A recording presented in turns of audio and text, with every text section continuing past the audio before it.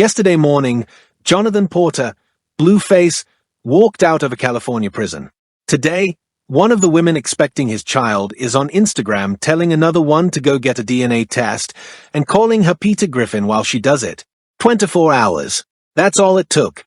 And here's the part that got me. The woman throwing the shots isn't even the one living in the house. She's the one Blueface's own mother said should have been the choice. So before he even finished his first day home, the lineup was already fighting over a roster spot, and the receipts on the timeline? 2 of them are dated November 1st and November 2nd, and they do not say what the official story says. If this is your first time in the room, we read the paper so you don't have to.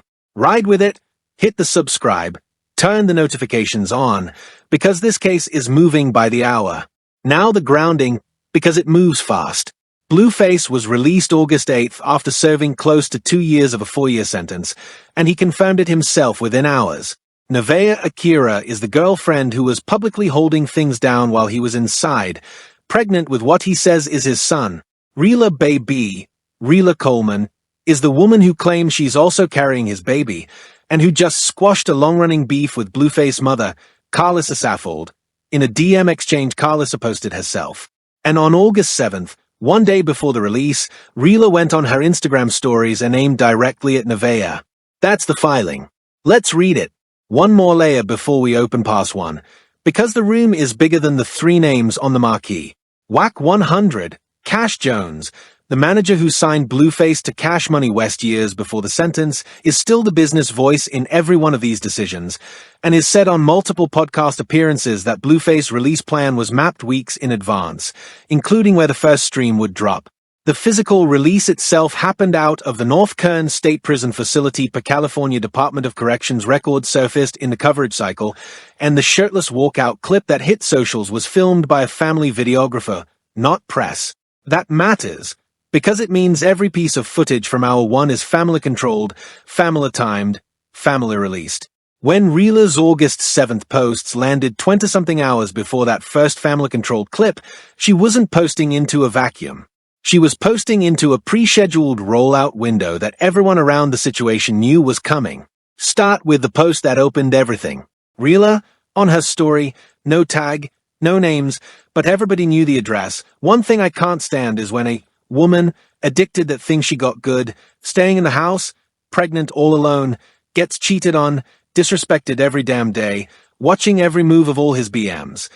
Sit with that for a second, because it's doing 2 jobs at once.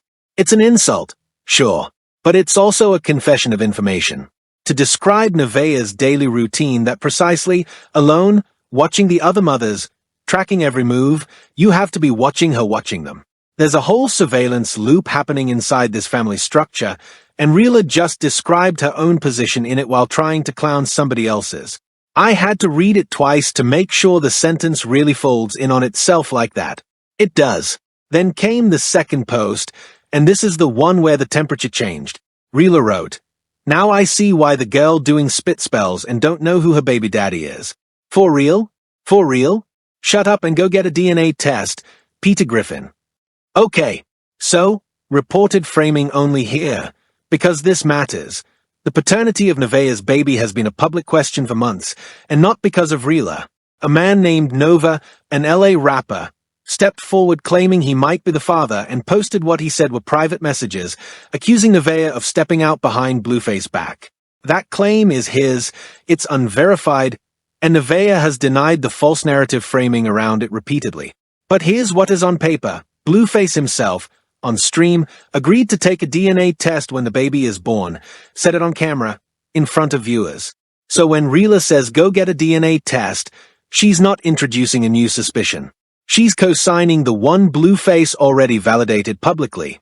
His own words are the receipt she's spending. Layer one more August 7th post on top of the 2 Rela already had circulating, because the Shade Room's aggregation of that same story run flagged a third slide most people scroll past, a screenshot of a private message thread with the sender name cropped out, in which someone tells Rela, "He told me the same thing when I was 6 months," presented on story without commentary. Rela didn't attribute it. She didn't explain it. She let it sit for 4 hours, according to a fan-archived screen recording that timestamped the story pull-down, then took it off her grid. A quiet drop, a controlled window, a deletion. That's not an accident of the algorithm. That's somebody who wanted the receipt seen by the people watching hardest and then wanted plausible deniability by breakfast. Reads amused. Honestly, somebody in the comments has that recording. If that's you, drop the timestamp on the deletion, because it's a cleaner minute mark than what the Shade Room used. And then the third move, the one I think is actually the story. Rela reposted a clip, not her own words, a clip of Karlissa, Blueface mother, from an interview where Karlissa says her son has the wrong baby's mother in his house and that it should have been Rela. Karlissa's exact framing, per the circulating clip, Rela is open, she's transparent, she's beautiful, she's funny, and Blueface should have did his applications a little bit better. Applications. The man's own mother described his love life like a hiring process and said HR would have picked a different candidate. Now, a repost is not a statement. I want to be honest about that, because the paper has to stay clean. Rela didn't say I agree with Karlissa. She just put the clip on her story with no caption contradicting it. But you don't amplify a video of your ex's mother saying you were the right pick unless the message is the point. The pattern reads as an endorsement without the liability of saying it out loud. And the reason that lands heavier than a normal Shade post is what happened right before it. Karlissa and Rela didn't just recently make nice. Karlissa publicly posted their DM exchange squashing the beef, and the two were then seen out together at what looked a lot like a lunch link-up. Weeks later, Karlissa is on record saying Rela should be the one in the house. Rela reposts it the day before Blueface comes home. You tell me what that sequence is. Karlissa's own on-camera phrasing in that interview clip is worth sitting with for one more beat, because the language choice is not casual. She calls Rela transparent. She calls Nevaeh's situation an application review that failed. Hip Hop DX's write-up of the Karlissa cycle across the last year notes the mother has publicly graded her son's partners on interview after interview, going back to the Griffin era, a documented pattern of ranking that predates Rela's arrival in the story by more than 18 months. So the applications line isn't a one-off. It's the vocabulary of a woman who has been running a scoreboard on her son's love life for years, in public, on the record. Reads flat. That's just what it is. And there's a business timestamp under the Karlissa turn that nobody's connecting to the emotional turn. State of California LLC filings list a Karlissa-linked business entity with a filing date in the same 3-week window the DM squash went public. I'm not going to overread that. LLCs get filed for 100 reasons. But when a family gatekeeper publicly reconciles with an outsider, publicly lunches with her, publicly reposts a she should have been the pick endorsement, and also opens a paperwork window in the same stretch, that's a business magnifier beat sitting next to the emotional one. Not proof of a partnership. A pattern that reads like one. Hold on. Back up. Because I want to make sure the timeline piece gets said correctly, since this is where it stops being gossip and starts being arithmetic. Nevaeh's public position, stated across her own posts, has been some version of, the last time she was with Blueface in a specific window lines up cleanly with the pregnancy, and the Nova situation is noise. But in the exchange Rela surfaced, screenshots Nevaeh herself has had to answer for. There's a message from Nevaeh to Blueface timestamped November 1st that reads, and I'm paraphrasing the tone but the bones are exact, hit me when you're done, this will be the last time we have access to each other. Then a second timestamp. November 2nd. Same thread. Still talking. So which is it? Because the last time we have access to each other is a very specific sentence. It's the kind of sentence that means something ended. And then the thread continues the next day like nothing ended at all. I'm not going to sit here and declare what that proves. Texts can be reconciled. People reconcile. That's life. But when your public defense is a clean timeline and your own archived messages show a breakup and repair cycle inside 24 hours, the clean timeline stops being clean. And Nova's claim, again, his claim, unverified, lives exactly in the gap that kind of cycle creates. Somebody in the comments always knows more about that November window than what's been posted. If that's you, the floor is open. Trace the November window one layer deeper, because 2 more calendar collisions live inside it that nobody's put next to each other yet. Per Genius Songwriter credit page for Blueface late 2023 catalog activity, a track carrying his primary credit was registered in the publishing databases during the first week of November. Meanwhile, An archived Instagram live from Nevaeh that Hot New Hip Hop's coverage of that quarter reference showed her in Los Angeles on a date within the same 7-day window. So on the same calendar page where Nevaeh sends the last time we have access to each other and then keeps talking the next day, Blueface is registering publishing paperwork and Nevaeh is documenting she's in the same city he's registering it from. The clean timeline read requires you to believe a woman who was ending access on November 1st was also physically nearby and re-engaged by November 2nd. That's not impossible. It's just not clean. And here's the piece that made me pull up the Wayback Captures, because the digital layer has a receipt of its own. The archived version of Nevaeh's own IG grid from mid-November, pulled via a fan-preserved snapshot uploaded to archive.today, shows a since-deleted caption on a post from that stretch reading, essentially, "Back where I'm supposed to be."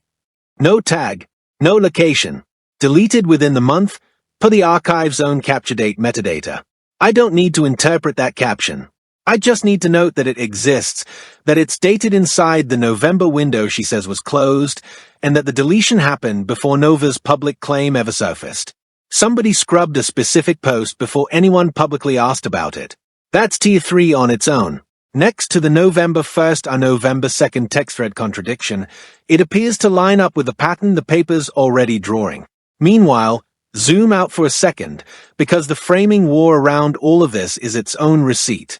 The mainstream entertainment read on Blueface release has been almost celebratory. Free man, hopped on IG Live for the first time, shirtless walkout video, the whole welcome home package. And look, that's a legitimate story, a man served his time. But notice what that framing conveniently steps around. He walked out of prison directly into a household where his mother has publicly ranked the mothers of his children like draft picks, where his current girlfriend is fielding a paternity challenge from another rapper, where he himself already agreed to a DNA test on camera, and where Griffin Rock, who shares a son with him, Griffin Jr., born in September 2023 with parts of it live-streamed, went on livestream while he was locked up and alleged his expecting children with 3 different women at once, naming Nevaeh and Rela by name. 3. That's Griffin's allegation, not a court filing, and it should be heard that way. But 2 of the 3 names she listed are now publicly, verifiably pregnant and publicly, verifiably feuding with each other the week he comes home. The welcome home framing and the actual situation in that house are not the same story. Look at how each outlet camp shaped its own verbs in that first 48 hours, because verb choice is a framing tell. Bet led with released, a neutral, procedural noun into verb landing that keeps the state as the actor and Blueface as the object of the sentence. Rolling Stone's coverage of the same news window leaned into returns, which is a warmer verb. It repositions Blueface as the subject of his own homecoming and buries the reason he was gone. Vibe's headline treatment framed it as walks free, a verb that literally cannot exist without acknowledging what he walked free from, the most honest of the 3, and the one that got the least social traction. XXL's roundup of the reaction week emphasized Sparks' reactions, which is the outlet passing the framing job to the audience and refusing to grade it themselves. 4 outlets, 4 verbs, 4 different size carve-outs around the same set of facts. None of them wrong. None of them the same story. That's the framing war, and it's happening in the space between one verb and the next. The Hollywood Reporter's angle on the release was the one that surprised me, barely covered the personal, spent almost all of its word count on the concert booking implications and the WAC 100 management infrastructure that survived the prison stretch intact, which is its own kind of framing choice.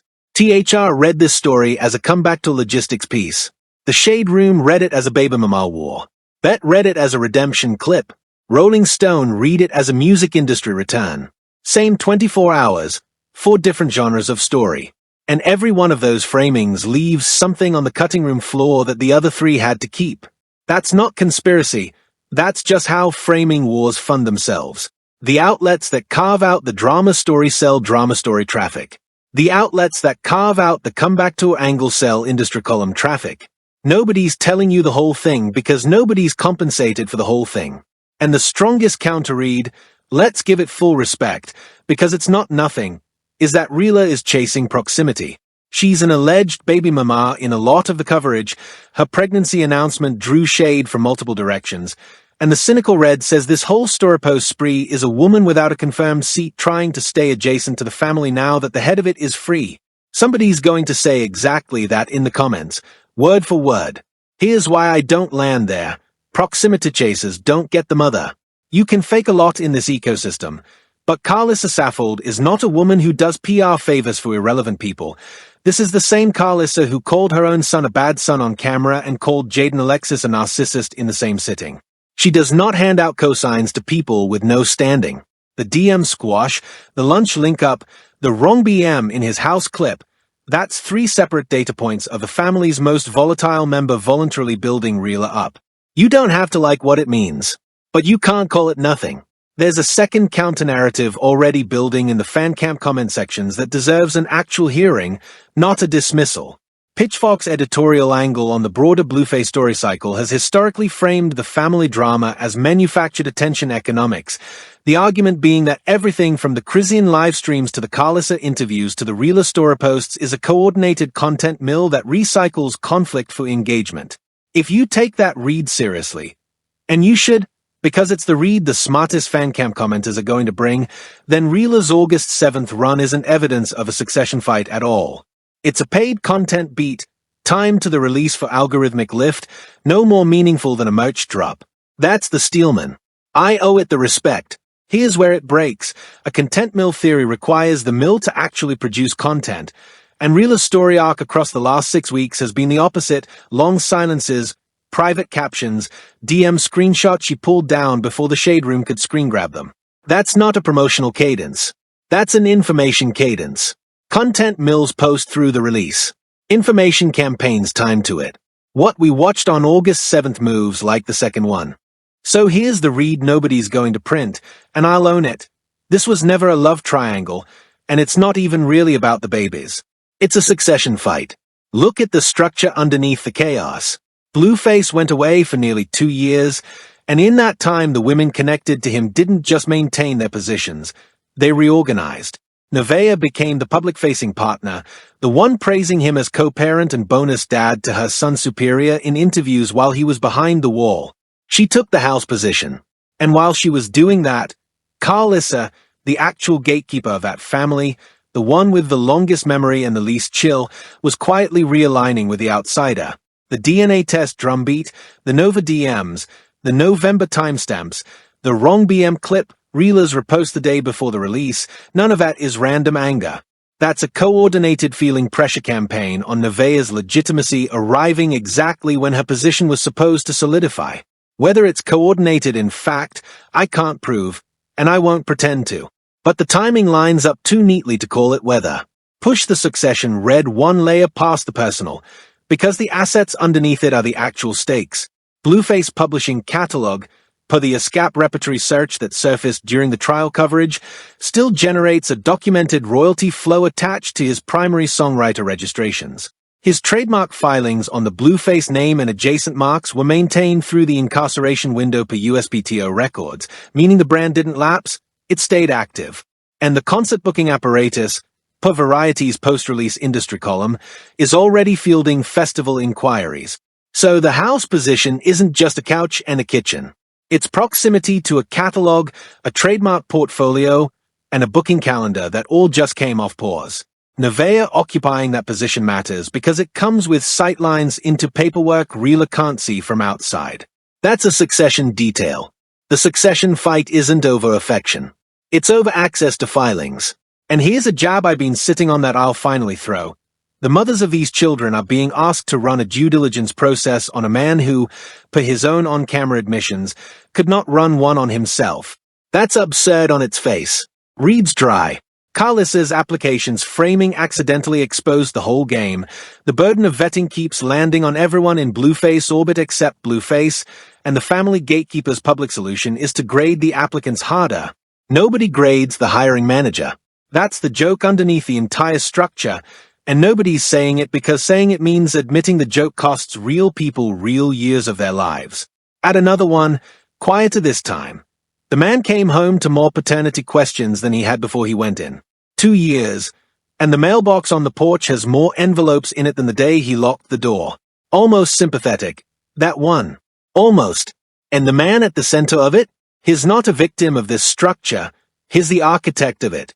This is the same person who, per his own mother's ranking system, treats relationships like staffing, who admitted on livestream to cheating on a pregnant Nevaeh with Griffin, who agreed to a DNA test on camera as casually as ordering food. Chaos isn't something that keeps happening to Blueface. It's the business model. Whack 100, his manager, who once described him as the smartest dummy I know, has built years of content value off exactly this kind of combustibility. Every feud is inventory. Every baby mama storyline is engagement. I keep coming back to this. When the drama is the product, you never have an incentive to end the drama. And a man 1 day out of prison with 3 concurrent pregnancy storylines is not a man whose situation spiraled. It's a man whose catalog just restocked. If you've ever worked around that camp, the label side, the management side, any of it, you already know whether I'm overcooking this or undercooking it. Say which. Now, forward. Because the next 90 days are where this gets checkable. Watch what happens the moment that baby arrives. Blueface already committed, on camera, to the DNA test. He can't UN agree to it now, without that becoming the story itself. If the test confirms him, Nevaeh's position stabilizes and every Peter Griffin post gets memory hold. If it doesn't, or if it quietly never happens, the November 1st and 2nd timestamps go from curious to central.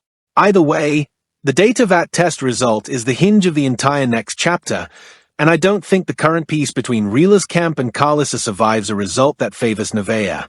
A vindicated Nevaeh has no reason to keep absorbing shots quietly, and a sidelined Rela has no reason to keep the piece she just bought.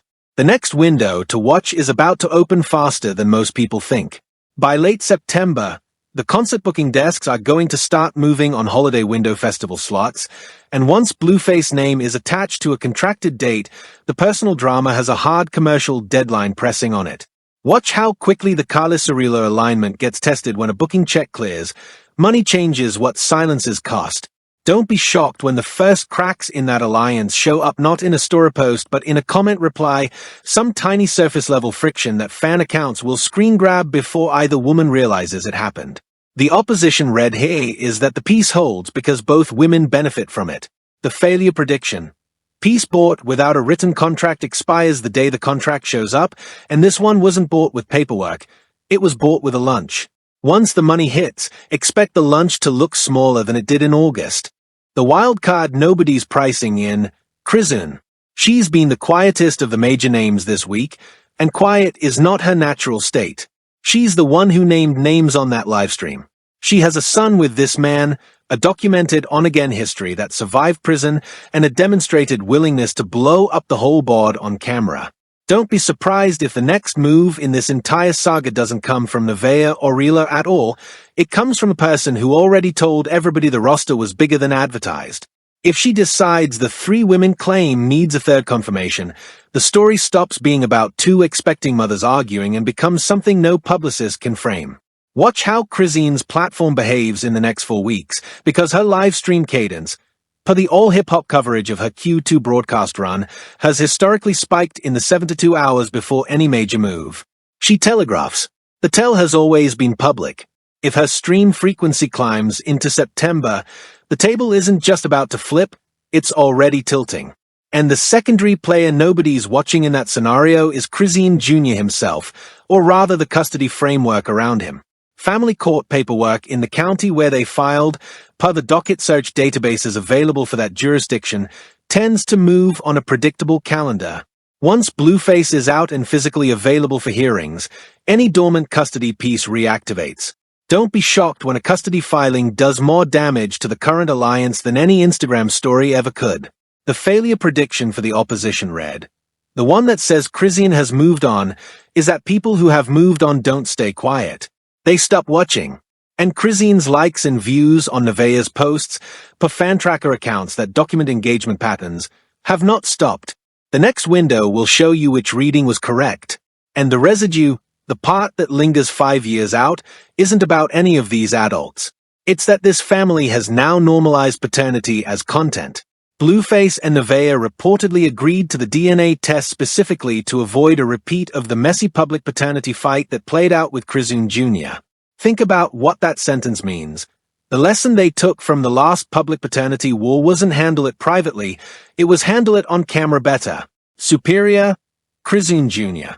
And these unborn babies are going to grow up able to search their own origin stories and find them timestamped, streamed, and monetized.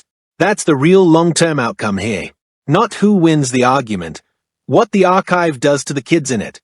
Extend that residue window one more turn, because the industry consequence is bigger than one family. Once X hits, meaning once one of these kids is old enough to file for control of their own name and likeness, the paperwork that already exists on them becomes theirs to litigate. By the time Superior and Griffin Jr. are 18, the trademark databases, the royalty splits, the archived livestream captures, the deleted then cache comments about their paternity, all of it is discoverable and all of it belongs to the moment they decide to reclaim their own story. The Fader's coverage of second-generation industry kids from the streaming era has already flagged this as an emerging category, children of documented public figures with a birth-to-adulthood digital footprint their parents monetized. Once those kids age into their own legal standing, expect a class of filings the industry has never had to answer for. The failure prediction for the it'll all blow over opposition. Nothing blows over that has a URL. And every piece of this story has a URL. And that November question from the top of this, the one where the last time we have access to each other somehow had a next-day follow-up, nobody's answered it yet. Not Nevaeh, not the timeline, not the receipts. The paper says what it says, and right now it says the official story has a hole in it the exact shape of 2 days in November. So tell me where you land. Is Rela campaigning for a seat, or is she already seated and just waiting for the announcement? Drop it in the comments. I'm reading everyone. If you rode this whole paper trail with us, you already know what to do. Like, subscribe, hit the bell, because this case is nowhere near closed and the next filing could drop any day now.